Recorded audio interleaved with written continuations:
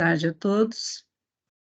Meu nome é Tamar Naline Chumisky, eu sou professora de letras e também trabalho no curso de pedagogia aqui da Unijales. Vou lecionar para vocês da área da saúde a disciplina de comunicação e expressão.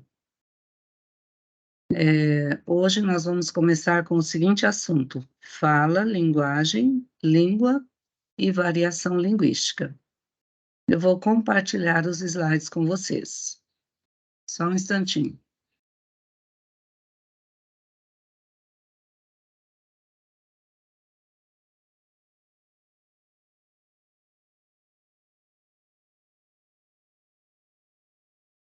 Isso. Então, como vocês estão vendo aí, nós vamos começar, né, fazendo a leitura de um texto que é uma fábula de Esopo, o leão e o rato. Estando o leão dormindo, alguns ratos brincavam em torno dele. Em dado momento, pularam em cima, acordando-o. O leão pegou um deles com a intenção de matá-lo, mas como o rato pedia insistentemente, acabou soltando-o. Passado pouco tempo, o leão caiu em uma rede que os caçadores haviam armado, ficando preso apesar de suas forças. O rato, sabendo do ocorrido, foi até a armadilha e, com muito empenho, começou a roer as cordas, até que, rompendo a armadilha, o leão ficou livre, como recompensa pela misericórdia que tivera. Ninguém deve ser subestimado e todos os atos de gentileza são importantes. Então, aqui nós temos uma fábula de Esopo, e temos também aqui várias personagens, né? Então, temos aqui o leão, temos alguns ratos, depois aparece esse rato, somente esse rato, tá? Eu coloquei essa fábula aqui a título de reflexão, tá? E também para que vocês aprendam esse gênero textual, que é a fábula. Como característica desse gênero, nós temos, além das personagens, e além de ser um texto narrativo, né, um texto que conta uma história, nós temos também a moral, que diz, né, isso que nós acabamos de ler, o fato de que ninguém deve ser humilhado, e que as menores ações de gentileza, elas são muito importantes, como a ação do rato aqui diante do leão, tá? Bom, vamos agora para o próximo slide.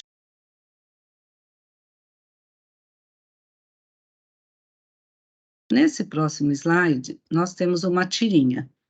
Então, nessa tirinha, no primeiro quadrinho, é uma tirinha do Agar.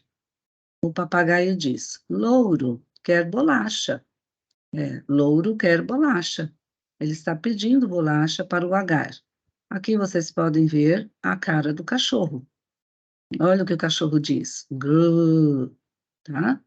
Então, o cachorro olhando para a bolacha aqui do papagaio e emitindo este som. O que é que o papagaio diz? O cachorro também quer. Então, ele diz para o Agar que o cachorro também quer bolacha. Então, aqui, através dessa tira, nós vemos que não apenas o ser humano se comunica, mas também os animais, tá? E os animais, quando não se comunicam através de palavras, que no caso aqui o único animal que se comunica através de palavras é o louro, o papagaio, eles se comunicam através de grunhidos, através de barulhos, de ruídos, certo? Vamos para.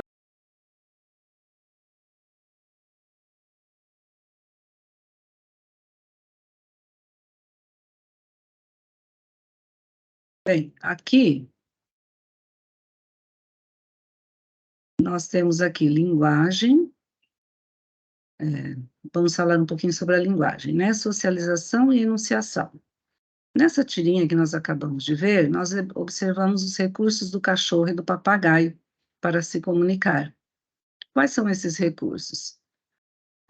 Enquanto o cachorro rosna, mostra os dentes e muda totalmente o seu olhar, o papagaio imita sons. Ele enuncia palavras que ouve das pessoas, dos seres humanos com os quais convive. No último quadrinho, para construir o humor da tira, nós encontramos o papagaio, que diante da ameaça do cachorro, no caso aquele grunhido, né? Ele cria uma frase de acordo com a sua necessidade. E assim ele assume uma característica que é própria do ser humano, que é produzir enunciado. Sendo assim, nós temos essa sensação de estranhamento, que toma conta do agar, do rosto do agar, tá? É só vocês olharem lá, né, pro rosto do agar. Vou tentar voltar aqui. Olha, né, nós vemos aqui, e aqui também, ó, né, o rosto do agar. Então, o agar, ele acha um pouco estranho, né, saber que o cachorro também quer comer a bolacha. E no caso também, né, que ele está pedindo, está tentando se comunicar. Agora, vamos ver aqui, socialização e enunciação. Nessa tirinha, nós observamos os recursos do cachorro. Não, desculpa, aqui nós já tínhamos isso. Vamos em frente. Linguagem e socialização. Então, somente o homem é dotado de linguagem. Ele é um animal político, social e cívico. Através dessa linguagem, o homem pode se expressar. E é isso que torna a vida social possível. Esta fala é de Aristóteles. A palavra político vem do grego politikos, que significa cidadão, que é aquele capaz de viver na polis, cidade, ou seja, em sociedade. Aristóteles, ele atribuía essa capacidade de linguagem ao que é inerente ao homem, ao fato do homem conseguir viver em sociedade. Vamos ver agora a diferença entre linguagem animal e linguagem humana. Então, a primeira linguagem, a linguagem animal, ela não é dinâmica, ela é uma linguagem estática e é uma linguagem condicionada, ou seja, o animal é condicionado a realizar determinadas coisas.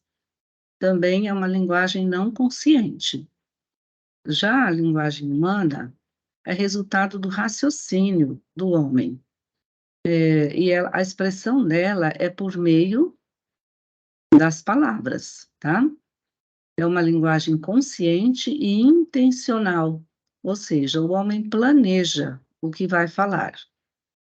A linguagem animal, ela é constituída somente de sons e de determinados comportamentos. No caso, o animal, ele usa essas palavras para garantir a sua sobrevivência e também para as palavras, não, os sons, né? Para garantir a sua sobrevivência e a perpetuação da espécie.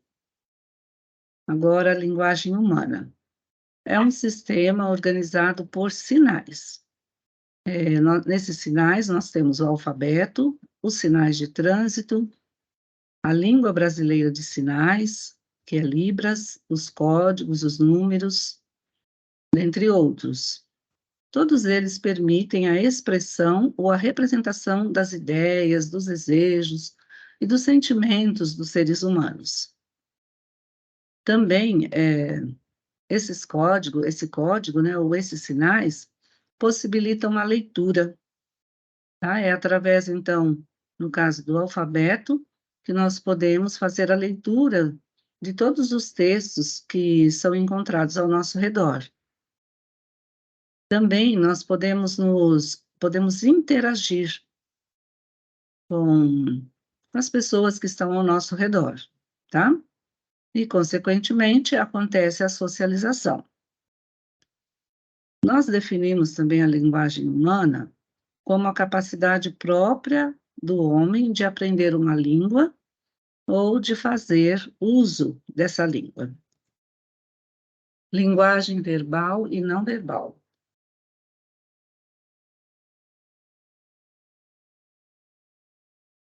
Para entender esses dois tipos de linguagem, nós vamos ver primeiro o que é que significa texto. Texto significa toda e qualquer manifestação da capacidade textual do homem, ou seja, da capacidade de lidar com as palavras. Essas palavras, elas podem estar organizadas no formato de um poema ou da letra de uma música. Nós podemos dizer também que uma pintura é um texto, que vocês vão ver que é um texto não verbal, um filme, uma escultura, também textos que possuem linguagem não verbal.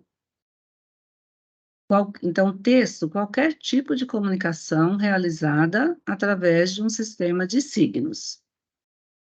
Se nós pensarmos em linguagem como um sistema organizado de sinais, nós vamos associar essa palavra à noção de linguagem verbal, ou seja, de língua.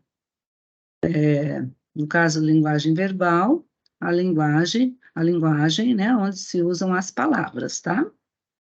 Só que linguagem possui um conceito um pouquinho mais amplo. É todo um sistema que permite não só a expressão de uma palavra, mas a representação também de ideias, que são concretizadas, são materializadas através de textos. Agora, falando sobre linguagem verbal, explicando um pouquinho melhor. Então, como já foi dito, ocorre por meio de palavras. Essas palavras podem ser escritas ou faladas. No caso, né, esse texto que você está lendo agora, nesse slide que estou passando para vocês, ele faz uso da linguagem verbal.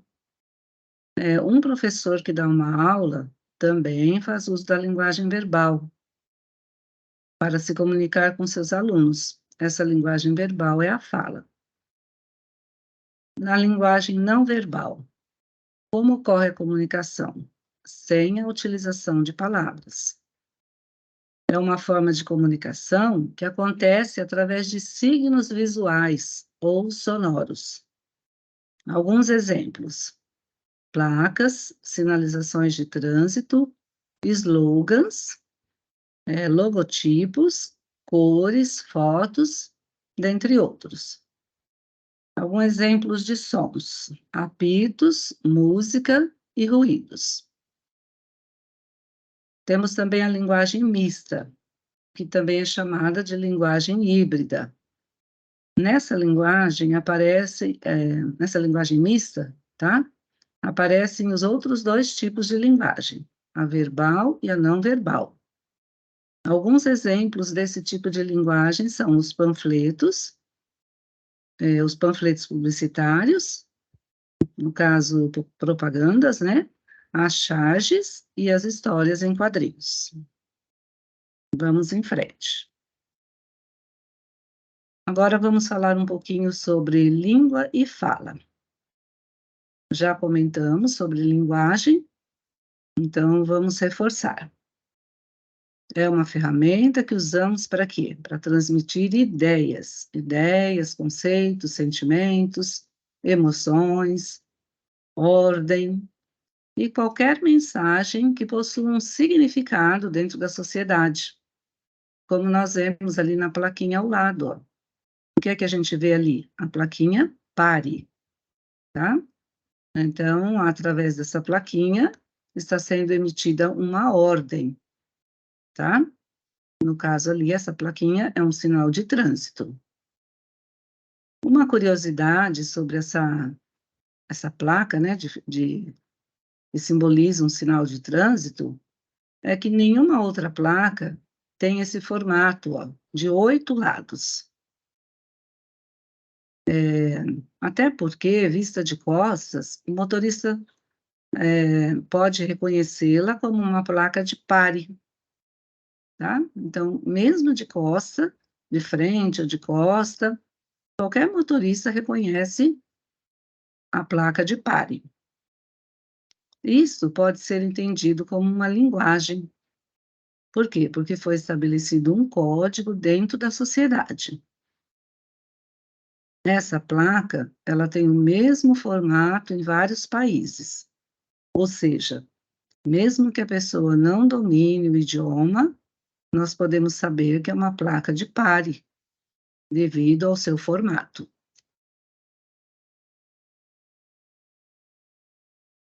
Agora, vamos entender melhor o que é que significa língua. É um instrumento para a comunicação, a fim de promover o quê? A interação entre os seres de um mesmo grupo. Todos esses instrumentos de comunicação, eles têm as suas regras e valores dentro de uma comunidade linguística. A língua é uma expressão da união de um povo. Exemplo, língua portuguesa e as suas regras, a gramática normativa, por exemplo. Vamos falar um pouquinho sobre a fala. Embora a língua obedeça às normas gramaticais, cada falante pode escolher como usar a língua ou o idioma. E é nesse momento que temos um fenômeno chamado fala. A fala é um modo particular de usar a língua. Como a língua é um organismo vivo e dinâmico, temos a presença de variações linguísticas, que não devem ser encaradas como erro ou transgressão, mas sim como uma maneira de usar essa ferramenta de comunicação. A variação linguística nada mais é do que uma diversificação de uma língua. Isso ocorre devido às inúmeras possibilidades de variação do uso dessa língua. A variação pode ocorrer no vocabulário, na pronúncia, na morfologia e até mesmo na sintaxe.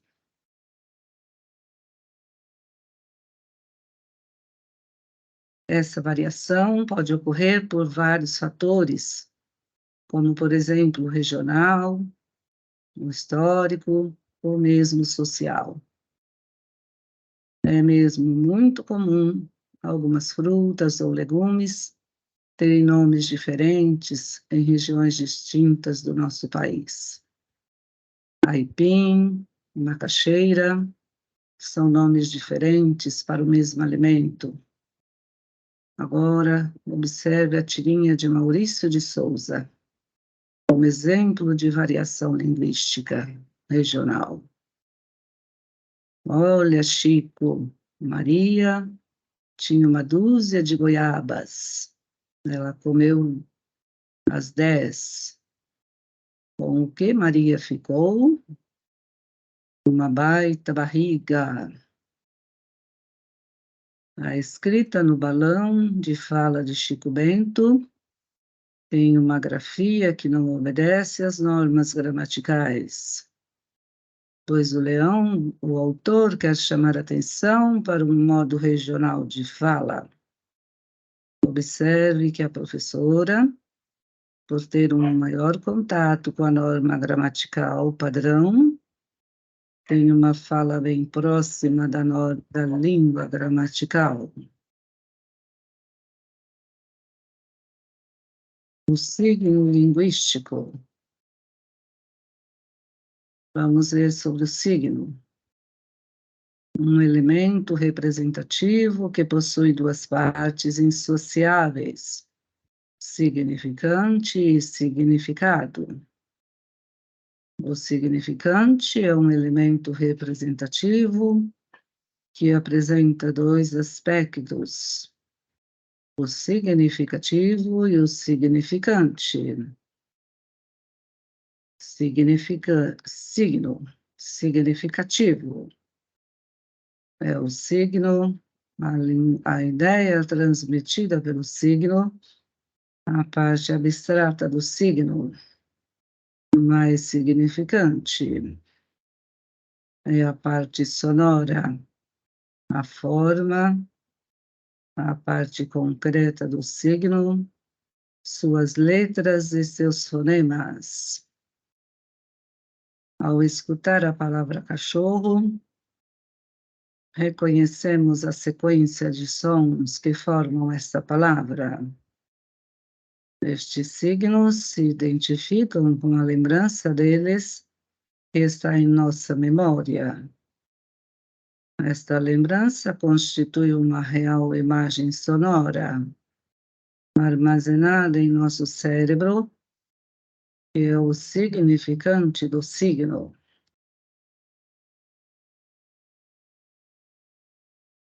Quando escutamos a palavra, logo pensamos em um animal irracional de 4 patas, com pelos, olhos, orelhas, etc. Esse conceito que nos vem à mente é o significado do signo cachorro, e também se concentra armazenado em nossa memória. Ao empregar os signos que formam a nossa língua,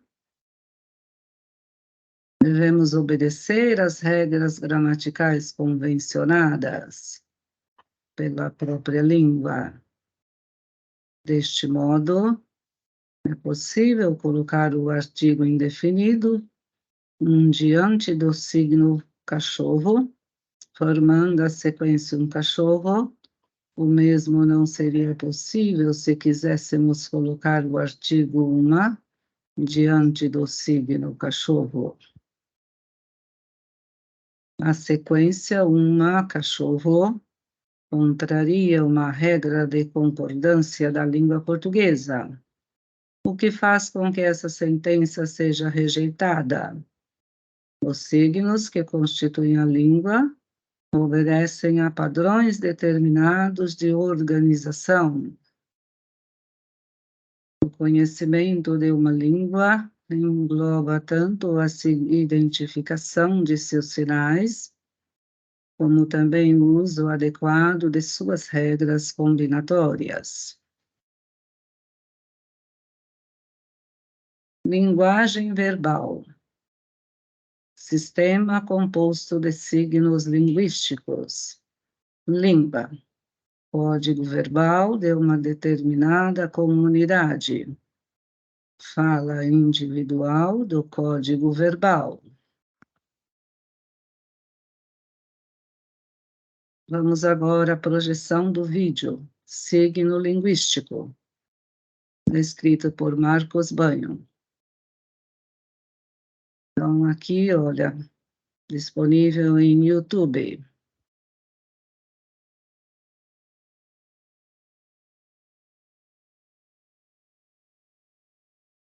Vamos à nossa língua.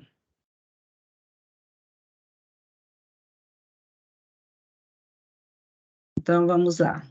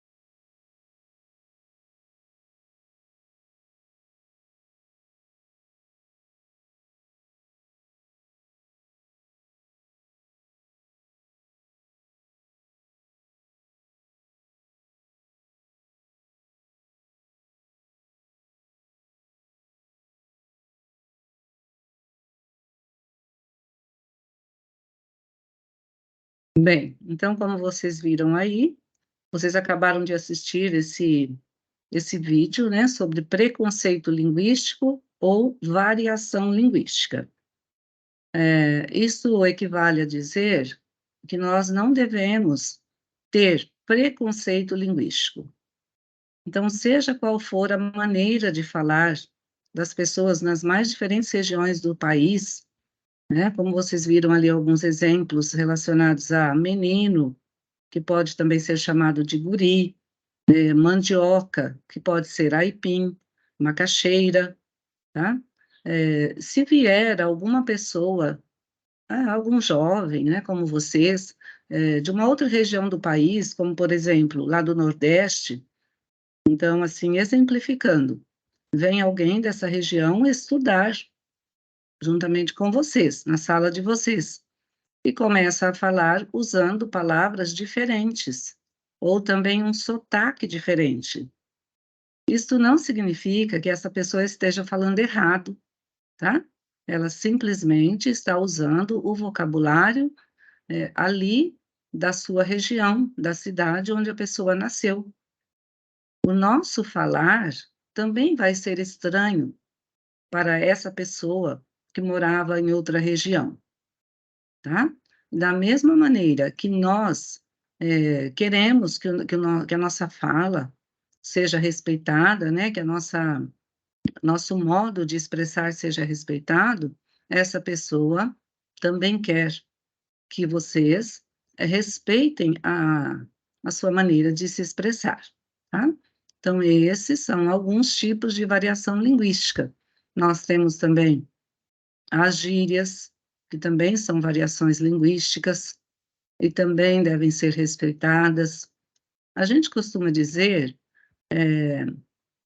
que nós devemos adequar a nossa fala ao contexto social em que nós nos encontramos. Então, se estamos falando na frente de um juiz, nós não devemos usar gírias, nós devemos nos adequar a nossa linguagem àquele ambiente. Agora, se estamos falando com um grupo de amigos, é claro, que podemos usar gírias, podemos usar vocabulário adequado e típico do nosso grupo social, certo? Nas próximas aulas, eu vou encaminhar exercícios para vocês sobre esses assuntos que nós vimos hoje, tá? Eu pretendo formar um grupo de WhatsApp com todos os alunos dos 4 cursos, e também, se vocês tiverem alguma dúvida, vocês podem me procurar no particular. Vou postar esse vídeo no Moodle, na plataforma Moodle, ali também vou postar os exercícios. E assim a gente vai se falando e retirando todas as dúvidas, certo? Até a semana que vem. Um grande beijo.